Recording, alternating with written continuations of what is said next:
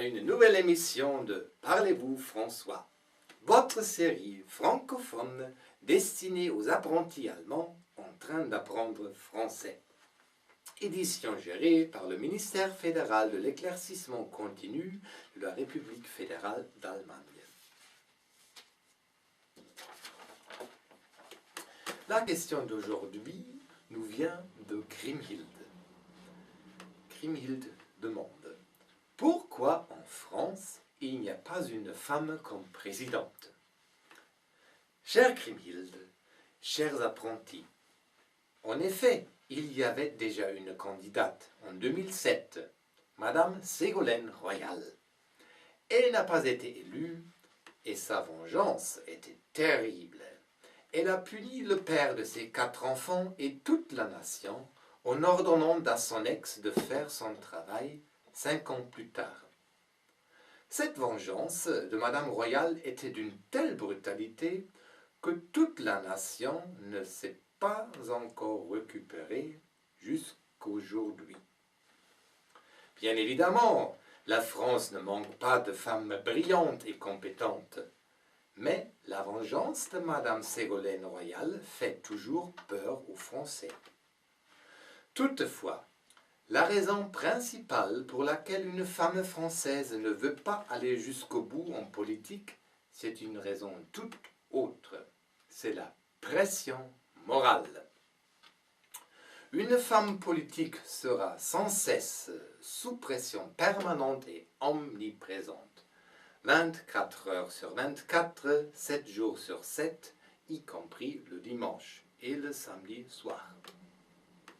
C'est la pression de tous les côtés, du camp des hommes, du camp des femmes, du camp des fonctionnaires, du camp des employés, du camp des employeurs, du camp des agriculteurs, du camp des industriels, du camp des intellectuels. Bref, de tous les camps possibles.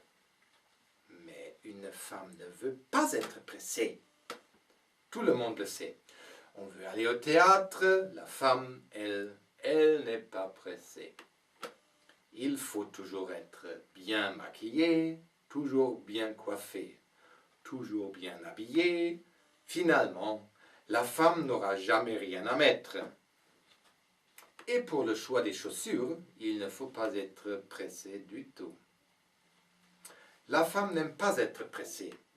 Regardez combien de temps une femme a besoin pour garer sa voiture.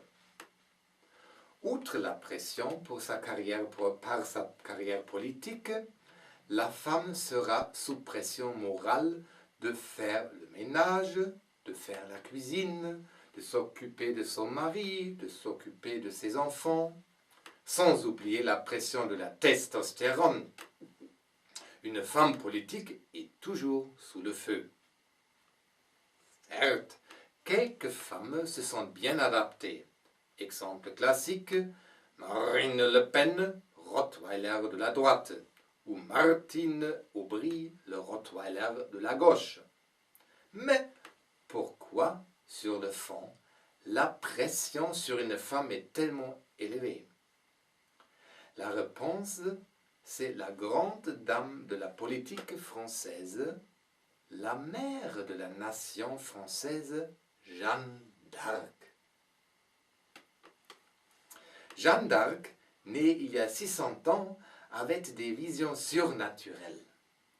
Personne ne la comprenait. Elle ne savait ni lire ni écrire. Elle menait des milliers d'hommes au combat meurtrier. Toujours battante, toujours jeune jusqu'à la mort, Jeanne n'a redouté aucun sacrifice. Elle ne reculait devant aucun champ de bataille. Martyre et sainte sanglante, c'est elle qui fait la pression sur toute femme politique française.